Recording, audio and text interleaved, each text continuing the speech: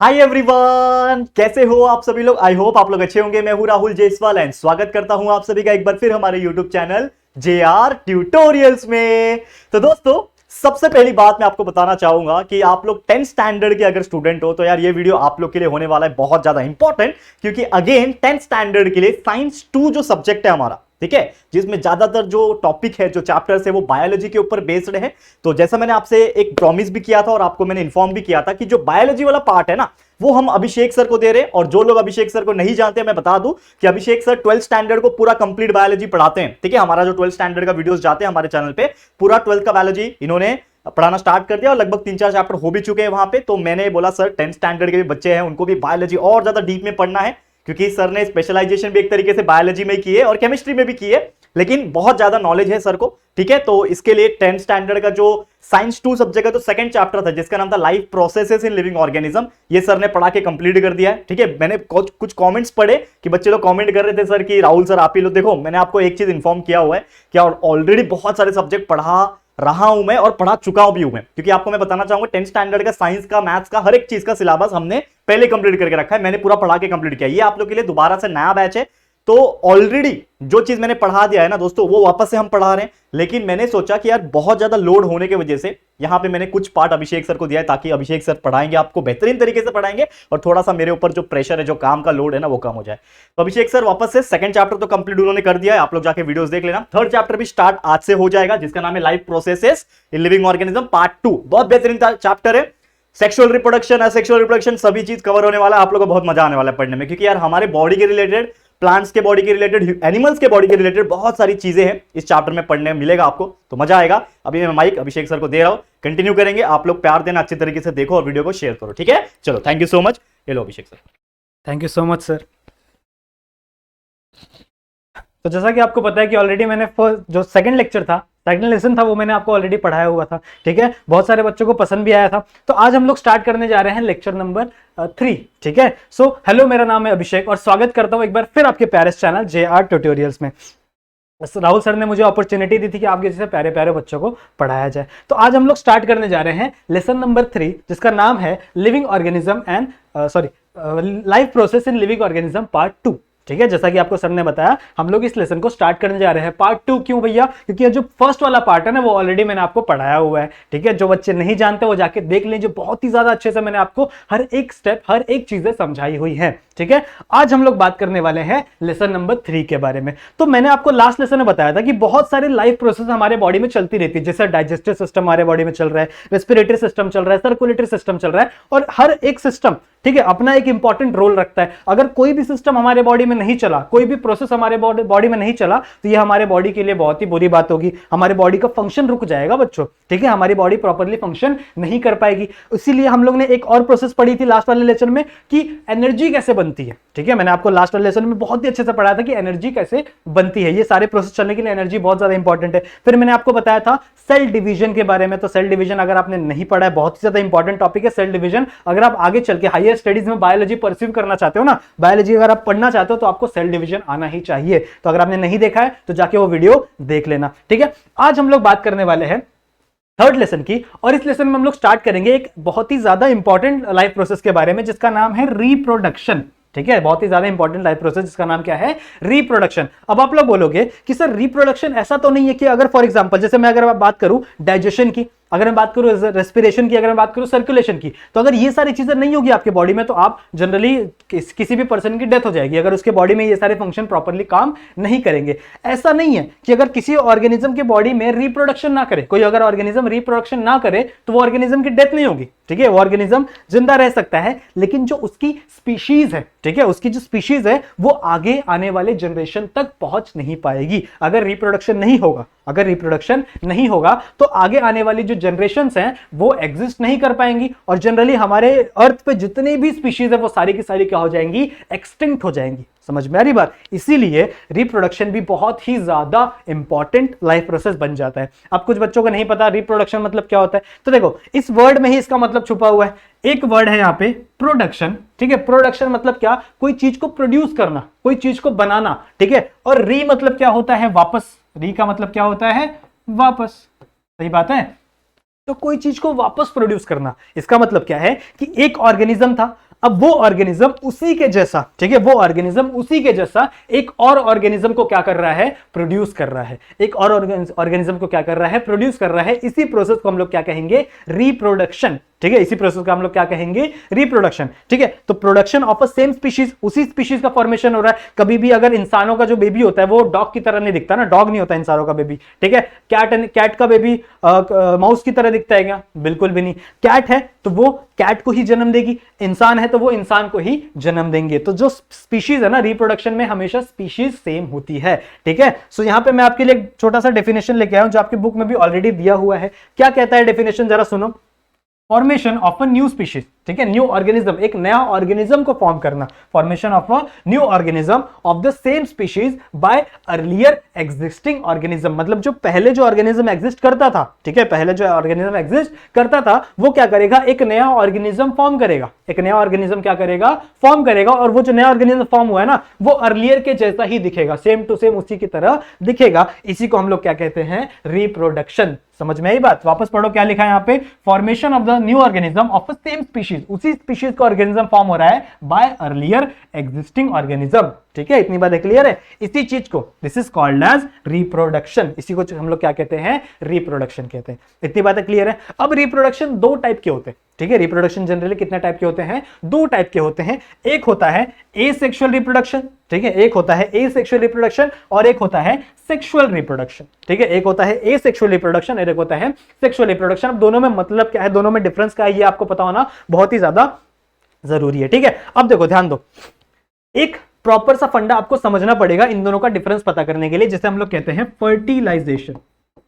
अगर आपको फर्टिलाइजेशन समझ गया तो आपके ब्रेन में ये चीजें क्लियर हो जाएंगी कि सेक्सुअल रिप्रोडक्शन क्या होता है और एसेक्सुअल रिप्रोडक्शन क्या होता है। इतनी बातें क्लियर है। तो सबसे पहले हम लोग पढ़ेंगे, समझेंगे कि फर्टिलाइजेशन क्या होता है। तो फर्टिलाइजेशन सिंपल सा मतलब है, देखो कभी भी क्या होता है, जब भी रिप्रोडक्शन होता है ना, तो जो मेल की बॉडी होती है, जैसे अभी हम लोग ह्यूमन की बात करें तो ह्यूमन के अंदर अलग अलग बॉडी है, ठीक है। मेल की बॉडी अलग है और फीमेल की बॉडी अलग है, मेल अलग होता है और फीमेल की बॉडी अलग होता है। जब आप आगे चल के किंगडम एनिमेलिया लेसन पढ़ोगे, आपकी बुक में दिया हुआ है किंगडम एनिमल्स, तो उसमें आप ये जानोगे कि बहुत सारे ऐसे एनिमल्स भी होते हैं, ठीक है, बहुत सारे ऐसे एनिमल्स भी होते हैं, ऐसे प्लांट्स भी होते हैं जिनके एक ही बॉडी में दोनों गैमेट्स प्रेजेंट होते हैं, मतलब दोनों जेंडर प्रेजेंट होते हैं, मेल भी प्रेजेंट होगा और फीमेल भी प्रेजेंट होगा। ऐसे ऑर्गेनिजम्स को हम लोग बाइसेक्सुअल्स कहते हैं, ठीक है। ऐसे ऑर्गेनिज्म को हम लोग क्या कहेंगे, बाइसेक्सुअल। बाइसेक्सुअल मतलब क्या, कि एक ही बॉडी में मेल भी प्रेजेंट है और फीमेल भी प्रेजेंट है, ठीक है, मेल भी प्रेजेंट है और फीमेल भी प्रेजेंट है। तो जनरली फर्टिलाइजेशन का मतलब क्या होता है, ध्यान से सुनो।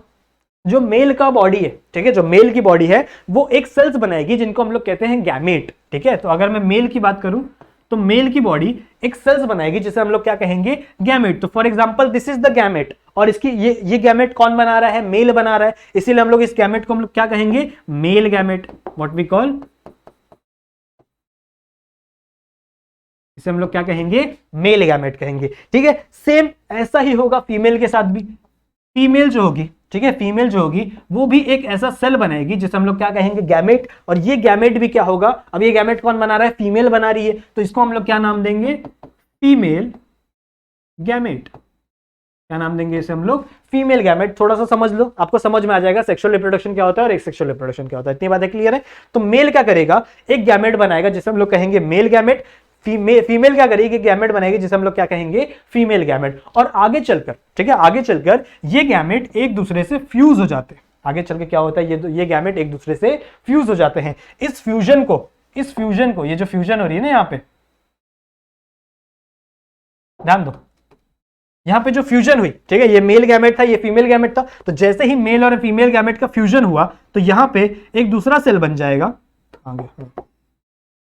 यहां पे एक दूसरा सेल बन जाएगा। देख रहे हो, यहां पे मेल का गैमेट आया, ठीक है, मेल का गैमेट आया, फीमेल की गैमेट आई, और यहां पे एक दूसरा सेल बन जाएगा। इस सेल को हम लोग कहते हैं जाइगोट। क्या कहते हैं इसे हम लोग बच्चों, जाइगोट। जाइगोट समझ में आ रहा है क्या होता है, जाइगोट किसका रिजल्ट है भैया, जाइगोट मेल और फीमेल गैमेट के फ्यूज होने का रिजल्ट है, ठीक है। जब मेल और फीमेल गैमेट क्या हो गया, फ्यूज हो गया, उसका रिजल्ट हमको क्या मिलता है, एज अ जाइगोट। इतनी बातें क्लियर है। तो जहां पे भी, जिस ऑर्गेनिज्म के अंदर भी ये फ्यूजन हो रहा होगा, ठीक है, जिस ऑर्गेनिज्म के अंदर भी क्या हो रहा होगा, ये फ्यूजन हो रहा होगा, इसी फ्यूजन को हम लोग कहते हैं फर्टिलाइजेशन। इसी फ्यूजन को हम लोग क्या कहते हैं, फर्टिलाइजेशन। तो फर्टिलाइजेशन का डेफिनेशन क्या हो जाएगा, fusion of male and female gamete. Fusion मतलब क्या, दो अलग अलग चीज एक साथ जुड़ जाए, उसको फ्यूजन बोलते हैं। दो वर्ड होते हैं ना, एक फ्यूजन और एक फिजन। तो फिजन मतलब क्या, अलग हो जाना, एक चीज से दो चीज अलग हो जाती है। और फ्यूजन मतलब क्या, कि दो अलग अलग चीज से पकड़कर एक चीज बन जाती है, ठीक है, उसे हम लोग क्या कहते हैं, फ्यूजन। तो fusion of male and female gamete, male gamete आया, फीमेल गैमेट आई, दोनों क्या हो गए, फ्यूज हो गए, और क्या बना, जाइगोट बना, ठीक है, क्या बना, जाइगोट बना। इसी प्रोसेस को हम लोग क्या कहते हैं, फर्टिलाइजेशन। इसी प्रोसेस को हम लोग क्या कहते हैं, फर्टिलाइजेशन। तो आपको यह बात हमेशा याद रखनी है कि जिन ऑर्गेनिजम्स के अंदर फर्टिलाइजेशन होगी, ठीक है, जिन ऑर्गेनिजम्स के अंदर क्या होगी, फर्टिलाइजेशन होगी, उस ऑर्गेनिज्म का रिप्रोडक्शन का मोड क्या है, सेक्सुअल। उस ऑर्गेनिज्म के रिप्रोडक्शन का मोड क्या है, सेक्सुअल। समझ में आ रही बात, मतलब सेक्सुअल रिप्रोडक्शन का जो की फीचर है वो क्या है, फर्टिलाइजेशन। अगर आपको सेक्सुअल रिप्रोडक्शन करनी है, ठीक है, किसी भी ऑर्गेनिज्म को सेक्सुअल रिप्रोडक्शन करनी है, तो उसे फर्टिलाइजेशन करना बहुत ही ज्यादा जरूरी है, ठीक है। और सिंपल सी बात, एसेक्सुअल रिप्रोडक्शन मतलब क्या, कि जहां पे फर्टिलाइजेशन ना हो, जहां पे फर्टिलाइजेशन ना हो, बिना फर्टिलाइजेशन के ही एक नया ऑर्गेनिज्म फॉर्म हो जाए, उसे हम लोग क्या कहेंगे, एसेक्सुअल रिप्रोडक्शन। तो यहां पे मैं लिख सकता हूं, नो फर्टिलाइजेशन टेक प्लेस, सही बात है, यहाँ पे नो फर्टिलाइजेशन टेक प्लेस, जहां पे कोई भी फर्टिलाइजेशन होती नहीं है। लेकिन अगर मैं फर्टिलाइजेशन की बात करूं, तो जहां पे फर्टिलाइजेशन होगी उसे हम लोग क्या कहेंगे, सेक्सुअल रिप्रोडक्शन। इतनी बातें क्लियर है, इतनी बातें क्लियर है। तो जो ए सेक्शन, अभी आप लोगों को पता, अभी आप लोगों को ये लगता होगा कि जनरली जितने भी ऑर्गेनिज्म है सब सेक्सुअल रिप्रोडक्शन तो करते होंगे, क्योंकि आपके आसपास जितने भी ऑर्गेनिज्म को दिखते हैं, जैसे डॉग दिखते हैं तो मेल डॉग अलग होता है, फीमेल डॉग अलग होती है, वैसे कैट भी होते हैं, मेल फीमेल अलग अलग होते हैं ना, ठीक है, रैट्स भी होते हैं, मेल फीमेल अलग अलग होते हैं। इतनी बातें क्लियर है। ह्यूमन भी क्या होते हैं, मेल फीमेल अलग अलग होते हैं। तो आपको ये लगता होगा कि जनरली जितने भी ऑर्गेनिज्म है ना, जितने भी ऑर्गेनिज्म है वो क्या करते होंगे, सेक्सुअल रिप्रोडक्शन करते होंगे, बट ऐसा नहीं है।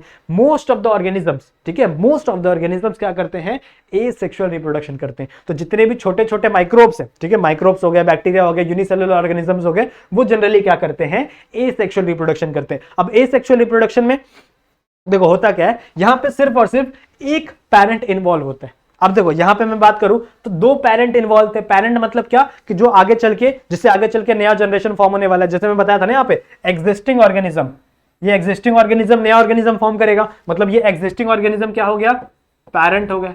हमारे भी पेरेंट होते हैं ना, हमारे घर पे हमारे मम्मी पापा हमारे पेरेंट है, तो हमें हमारे मम्मी पापा से ही हम आए, ठीक है। इसका मतलब ये ऑर्गेनिज्म क्या फॉर्म करेगा, इस एग्जिस्टिंग ऑर्गेनिज्म फॉर्म करेगा, इसको हम लोग क्या कहेंगे, पेरेंट। तो अगर मैं फर्टिलाइजेशन की बात करूं, फर्टिलाइजेशन किसके अंदर हो रहा है, सेक्सुअल रिप्रोडक्शन के अंदर हो रहा है। तो अगर मैं सेक्सुअल रिप्रोडक्शन की बात करूं, तो यहां पे कितने पेरेंट इन्वॉल्व है, दो पेरेंट इन्वॉल्व है, जहां पे एक मेल है और एक क्या है, फीमेल। एक मेल है और एक क्या है, फीमेल, सही बात है। लेकिन अगर मैं एसेक्सुअल रिप्रोडक्शन की बात करूं, तो एसेक्सुअल रिप्रोडक्शन में फर्टिलाइजेशन होती ही नहीं है। इसका मतलब यहां पे सिर्फ और सिर्फ कितने पेरेंट इन्वॉल्व होंगे, वन पेरेंट इन्वॉल्व।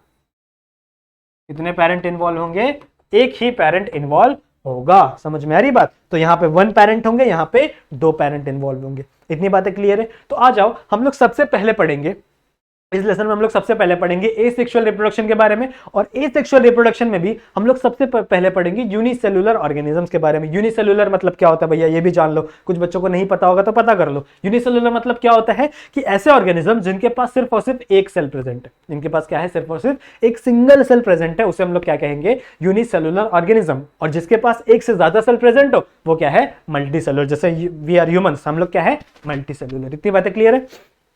आ जाओ, नेक्स्ट हम लोग जंप करते हैं अपने टॉपिक के ऊपर, जिसका नाम है asexual reproduction in unicellular organism. Asexual reproduction in unicellular organism. इतनी बातें क्लियर हैं।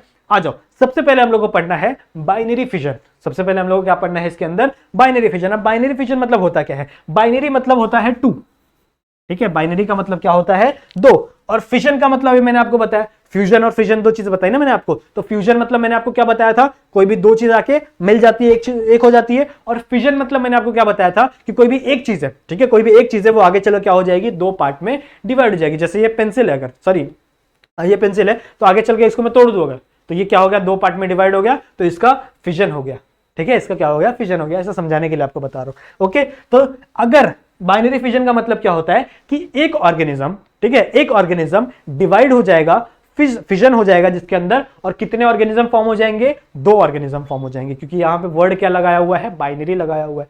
समझ में आ रही बात। तो अगर एक ऑर्गेनिज्म ठीक है, अगर एक ऑर्गेनिज्म दो पार्ट में डिवाइड हो जाए, अगर एक ऑर्गेनिज्म दो पार्ट में डिवाइड हो जाए तो उसे हम लोग क्या कहेंगे, बाइनरी फिजन। इतनी बातें क्लियर है, उसे हम लोग क्या कहेंगे, बाइनरी फिजन। यहां पे देखो एक एग्जांपल देता हूं मैं आपको एमीबा का। एमीबा आपको पता होगा, it is a single cellular organism, एक ही सेल होता है बेचारे के पास, ठीक है। तो जनरली जो फेवरेबल कंडीशन होती है, ये वर्ड आपको हमेशा याद रखना है, फेवरेबल कंडीशन मतलब क्या,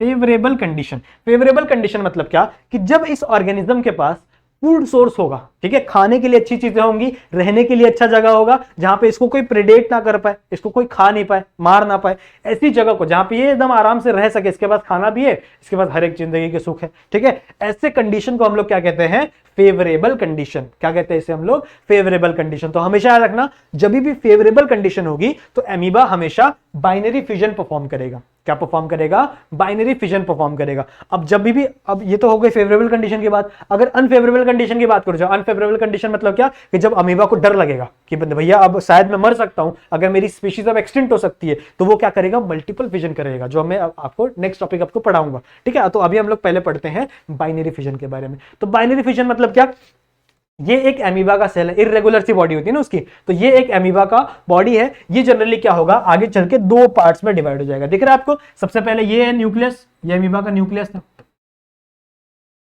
तो सबसे पहले क्या हुआ, इसका न्यूक्लियस डिवाइड हुआ दो पार्ट में, दिख रहा है यहाँ पे, एक न्यूक्लियस था, अब वो एक न्यूक्लियस क्या हो गया, दो न्यूक्लियस में पार्ट डिवाइड हो गया। ये एक न्यूक्लियस यहाँ पे, एक न्यूक्लियस यहाँ पे। फिर सबसे पहले क्या हुआ, न्यूक्लियस का डिवीजन हुआ, जैसे मैंने आपको माइटोसिस पढ़ाई थी, बट थोड़ा सा डिफरेंट होता है माइटोसिस से। तो सबसे पहले क्या हुआ, यहाँ पे न्यूक्लियस का डिवीजन हुआ, और आगे चल के वही न्यूक्लियस फिर आगे चल के क्या हो गया, उसका साइटोप्लाज्म भी क्या हो गया, डिवाइड हो गया। समझ में आ रही बात। तो ये था पेरेंट एमीबा, ये है पेरेंट, ठीक है, ये पेरेंट है। और नेक्स्ट यहाँ पे जो दो सेल्स फॉर्म हुए, अब देखो ये बाइनरी फिजन है ना, मैंने आपको बताया था बाइनरी मतलब क्या, कि आगे चल के दो सेल्स फॉर्म होने वाले। तो ये दो सेल्स फॉर्म हुए हैं, इसे हम लोग कहेंगे डॉटर एमीबा,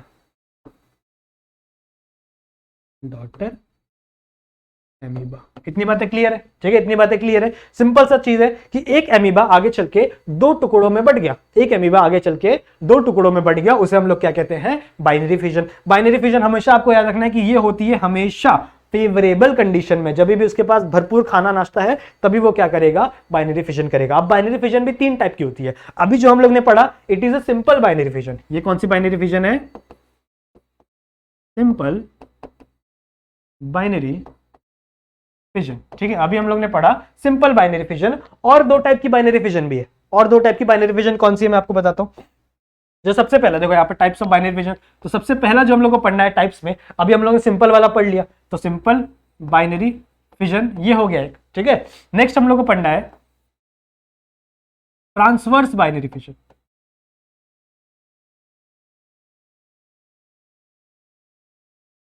ट्रांसवर्स का मतलब क्या होता है, देखो ट्रांसवर्स का मतलब क्या होता है, कोई भी चीज को आप हॉरिजेंटली कट कर दो। हॉरिजॉन्टली मतलब क्या, कि for example it is a cell, ठीक है, इट इज अ सेल, तो ये होता है वर्टिकल, ये होता है हॉरिजॉन्टल। पढ़ा होगा आपने लोअर स्टैंडर्ड्स में, ये वर्टिकल, ये है हॉरिजॉन्टल।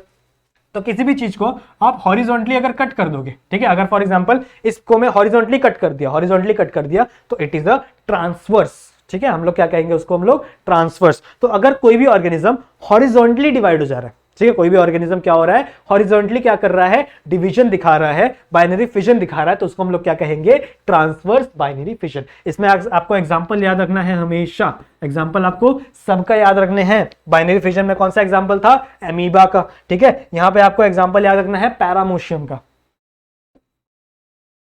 पैरामीशियम, ठीक है, आपको एग्जांपल याद रखना है पैरामीशियम का। पैरामीशियम क्या करता है देख लो, पैरामीशियम जनरल सा, ये एक नॉर्मल सी बॉडी होगी पैरामीशियम की, ठीक है, इसमें कोई एक सेल प्रेजेंट होगा। तो पैरामीशियम जनरली देखो, अभी एमीबा का मैंने बताया था, एमीबा कहीं से भी डिवाइड हो जाता है क्योंकि ये इर्रेगुलर है, इर्रेगुलर शेप होता है इसका, लेकिन पैरामीशियम ऐसा नहीं होता। पैरामीशियम का एक रेगुलर सा शेप होता है, लेकिन पैरामीशियम हमेशा ट्रांसवर्सली डिवाइड होता है। पैरामीशियम हमेशा कैसा होता है, ट्रांसवर्सली डिवाइड होता है। मतलब ये एक ऑर्गेनिज्म है, तो आगे चल के ये ऐसे दो पार्ट में बनाएगा, ऐसे दो पार्ट्स बना लेगा, समझ रहे हो। तो ये एक पेरेंट पैरामीशियम था, और आगे चल के इससे दो डॉटर पैरामीशियम बन जाते हैं। इतनी बातें क्लियर है। और ये कैसे डिवाइड हुआ, ट्रांसवर्स डिवाइड हुआ, ठीक है, हॉरिजॉन्टली डिवाइड हुआ। इसीलिए इस टाइप के बाइनरी फिजन को हम लोग क्या कहते हैं, ट्रांसवर्स बाइनरी फिजन। और थर्ड टाइप क्या है, longitudinal binary fission. Longitudinal binary fission.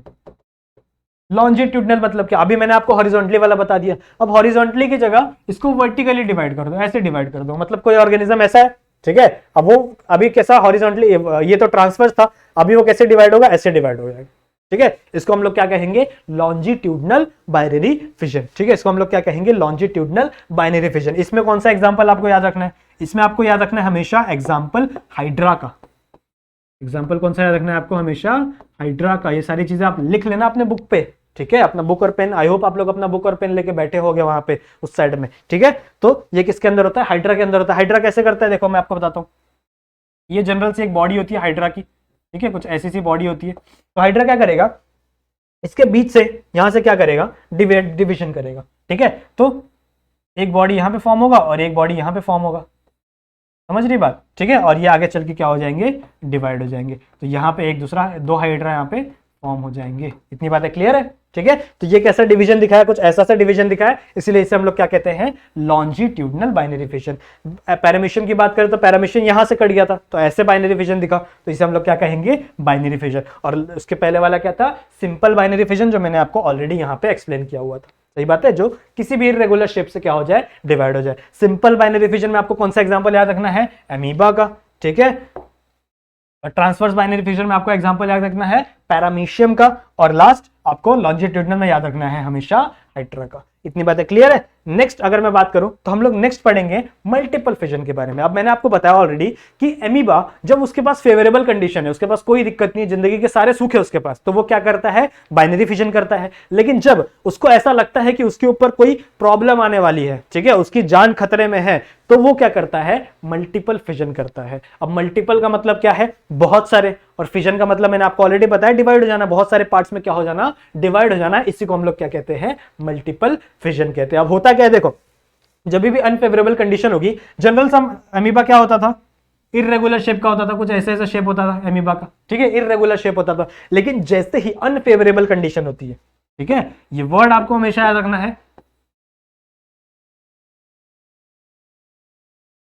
Unfavourable, ठीक है। स्पेलिंग एक बार चेक कर लेना, मेरा स्पेलिंग में थोड़ा सा हार्ड टाइट हो जाता है कभी कभी। तो अनफेवरेबल कंडीशन होती है, जब भी अनफेवरेबल कंडीशन होती है, मतलब जब अमीबा को लगता है कि उसके ऊपर कोई ना कोई संकट आने वाला है, ठीक है, कोई उसको मारने वाला है, तो वो क्या करता है भैया, मल्टीपल फिजन। क्या करेगा, देखो ये नॉर्मल से अमीबा है, अब ये क्या करेगा, सबसे पहले अपने अपने बॉडी को एकदम राउंड बना लेगा, ठीक है, अपने बॉडी को क्या कर लेगा, एकदम राउंड बना लेगा, और राउंड के साथ साथ यहां पे एक बहुत ही ज्यादा मोटी सी कवरिंग बना लेता है, ठीक है, मोटी सी क्या बना लेता है, कवरिंग बना लेता है। अब ये कवरिंग क्यों जरूरी है, देखो, अगर फॉर एग्जांपल इसको खतरा महसूस हो रहा है, क्यों खतरा महसूस हो रहा है, क्योंकि इसको कोई खाने वाला है आगे, फॉर एग्जांपल इसको कोई आगे खा जाए, तो ये क्या करेगा, सबसे पहले अपने अराउंड अराउंड अराउंड अराउंड एक मोटी सी कवरिंग बना लेगा, ताकि इसके अंदर जो वो फिजन करेगा ना, वो सेल्स डिस्ट्रॉय ना हो, ठीक है, किसी भी तरीके से वो सेल्स क्या हो, डिस्ट्रॉय ना हो। तो अब देखो, नॉर्मल से एक सेल था, अब ये एक सेल बहुत ही ज्यादा छोटे छोटे नंबर्स में डिवाइड होने लगेंगे, इसका फिजन होने लगेगा। समझ में आ रही है बात, यहां पे क्या होने लगेगा, फिजन होने लगेगा, दिख रहा है बात, ठीक है। एक सेल था, अब ये एक cell multiple number of time क्या हो चुका, डिवाइड हो गया, मल्टीपल नंबर ऑफ टाइम क्या हो गया, डिवाइड हो गया। इस डिवीजन को हम लोग क्या कहते हैं, मल्टीपल फिजन। और ये जो मोटी सी कवरिंग फॉर्म हुई, जो मैंने आपको बताया, जो प्रोटेक्ट करेगी, इस कवरिंग को हम लोग कहते हैं सिस्ट, ठीक है, इस कवरिंग को हम लोग क्या कहते हैं, सिस्ट। तो ये भी आपको पता होना चाहिए। तो जैसे ही इसका पूरा डिवीजन कंप्लीट होता है, ठीक है, ये जो सिस्ट होती है वो क्या हो जाती है, बर्स्ट हो जाती है। बर्स्ट मतलब फट जाती है, किसी एक जगह से फट जाएगी, और यहां से जो छोटे छोटे, फॉर एग्जांपल इधर से क्या हो गई, ये फट गई, ठीक है। तो जैसे ही ये ब्रेक डाउन हुई, यहां से जितने भी अमीबा थे, डॉटर अमीबा थे, वो क्या हो गए, रिलीज हो गए, यहां से बाहर सारे के सारे अमीबा क्या हो गए, रिलीज। समझ में आ रही बात, यहां से सारे सारे अमीबा क्या हो गए, रिलीज हो गए। तो यहां पे multiple number of organism form हो गए। इस टाइप के फिजन को हम लोग क्या कहते हैं, मल्टीपल फिजन। इतनी बातें क्लियर है, मतलब एक amoeba multiple number of time, n number of time क्या हो चुका है, डिवाइड हो गया है। इतनी बातें क्लियर है। नेक्स्ट हम लोग को पढ़ना है बडिंग के बारे में। No, what is mean by budding, ठीक है, बडिंग के बारे में पढ़ना है आपको। और बडिंग में भी आपको एग्जांपल याद रखना है ईस्ट का। अब बडिंग होता क्या है, देखो जनरली आप ऐसा एग्जांपल याद करो, ऐसा समझो, इमेजिन कि ये एक ऑर्गेनिज्म है, ठीक है, फॉर एग्जांपल मैं एक ऑर्गेनिज्म हूं, मैं एक ईस्ट हूं, ठीक है, ईस्ट का एग्जांपल पढ़ रहे हैं हम लोग, तो मैं एक ईस्ट हूं, तो यहां पे मेरे बॉडी के ऊपर एक छोटा सा बर्ड ग्रो हो जाएगा, ठीक है, एक एडिशनल पार्ट ग्रो हो जाएगा और उसके अंदर क्या होने लगेगा, अपना अपना डेवलपमेंट होने लगेगा। मतलब वो क्या करेगा, मेरे बॉडी से न्यूट्रिशन लेगा, ठीक है, मेरे बॉडी से सारी न्यूट्रिशन लेता रहेगा और खुद को क्या करेगा, डेवलप करता रहेगा, खुद को डेवलप करता रहेगा। अब जैसे ही वो पार्ट, ठीक है, जैसे ही वो पार्ट क्या हो जाएगा, पूरी तरह से डेवलप हो जाएगा, वो पार्ट क्या हो जाएगा, मेरे बॉडी से डिटैच हो जाएगा और यहाँ पे एक नया ऑर्गेनिज्म फॉर्म हो जाएगा। समझ में आया मैंने क्या बोला? ठीक है, ये एक नॉर्मल सा ऑर्गेनिज्म है, इस ऑर्गेनिज्म के ऊपर एक एक्स्ट्रा बड ग्रो हो गया, ठीक है, एक एक्स्ट्रा बड ग्रो हो गया, एक एक्स्ट्रा पार्ट ग्रो हो गया। समझ में आ रही है? अब वो पार्ट क्या कर रहा है, मेरे बॉडी से न्यूट्रिशन लिए जा रहा है, मेरे बॉडी से न्यूट्रिशन लिए जा रहा है और खुद को क्या कर रहा है, डेवलप कर रहा है। जैसे ही वो खुद को डेवलप कर लिया, ठीक है, वो मेरे बॉडी से डिटैच हो जाएगा, अलग हो जाएगा और यहाँ पे एक नया ऑर्गेनिज्म फॉर्म हो जाएगा। इसी चीज को हम लोग कहते हैं बडिंग। समझ में आई बात? इसी को हम लोग क्या कहते हैं, बडिंग। तो बडिंग देखो, बडिंग किसके अंदर होती है, ईस्ट के अंदर होती है। तो ये एक ईस्ट का एग्जांपल है, जनरल सा ईस्ट का एग्जांपल है। इसके ऊपर यहाँ पे देखो एक छोटा सा बड ग्रो हो गया, दिख रहा है, एक छोटा सा बड ग्रो हो गया है। ये बड आगे चल के क्या होने लगेगा, डेवलप हो जाएगा। आप देखो यहाँ पे कई सारे बर्ड्स हैं, ठीक है, इसको मल्टीपल बड कंडीशन भी कहते हैं, मल्टीपल बड कंडीशन। हालांकि ये आपके बुक में नहीं दिया हुआ है, ये वर्ड शायद आपके बुक में नहीं दिया हुआ है, बट कोई बात नहीं, सुन लो यार, आप बहुत ही ज्यादा स्कॉलर हो, मुझे पता है। तो it is a multiple bird condition. Multiple bird condition मतलब क्या, कि बहुत सारे बर्ड एक ही ईस्ट के ऊपर क्या हो रहे हैं, ग्रो हो रहे हैं। जैसे ही ये क्या हो जाएंगे, ग्रो हो जाएंगे, पूरी तरह से डेवलप हो जाएंगे। कहां से डेवलप हुए भैया, ये क्या कर रहे हैं, ये जो मेन पेरेंट बॉडी है ना, it is a parent body. तो इस पेरेंट बॉडी से क्या कर रहे हैं, ये न्यूट्रिशन लिए जा रहे और खुद को क्या कर रहे हैं, ग्रो करते जा रहे हैं। जैसे ही ये ग्रो हुए, ठीक है, जैसे ये पूरी तरह से डेवलप हो चुके, ये क्या हो जाएंगे, इसके बॉडी से डिटैच हो जाएंगे, अलग हो जाएंगे और यहां से एक न्यू ऑर्गेनिज्म, ये these are the daughter yeast, ठीक है, this are the daughter yeast. एक न्यू डॉटर ईस्ट की तरह ये लोग क्या करने लगे, ग्रो होने लगे। सही है, ठीक है, ये एक फेज बन गया शायद यहाँ पे स्माइली से, ठीक है। तो आपको बडिंग भी आई होप पूरी तरह से समझ में आ गया होगा। इसका जो नेक्स्ट पार्ट है that is asexual reproduction in multicellular organism. अभी तक हम लोग ने सिर्फ और सिर्फ यूनिसेलुलर की बात की है, तो इसका जो नेक्स्ट पार्ट है दैट इज मल्टीसेलुलर ऑर्गेनिज्म की बात करेंगे हम लोग, एसेक्सुअल रिप्रोडक्शन की, वो हम लोग किसी दूसरे लेक्चर में बात करेंगे। तो आई होप आपको ये वाला लेक्चर समझ में आया होगा, ठीक है, आपको सारी चीजें पूरी तरह से समझ में आ गई होंगी। अगर आपको वीडियो समझ में आया तो वीडियो को लाइक जरूर से करना, ठीक है, चैनल को सब्सक्राइब जरूर से करना अगर नहीं किया हो, और अगर आपने लास्ट वाला लेसन नहीं पढ़ा है तो पढ़ लेना जाके यार, क्या कर रहे हो, ठीक है। तो मिलता हूं मैं किसी नेक्स्ट वीडियो में, तब तक के लिए कीप स्टडीइंग।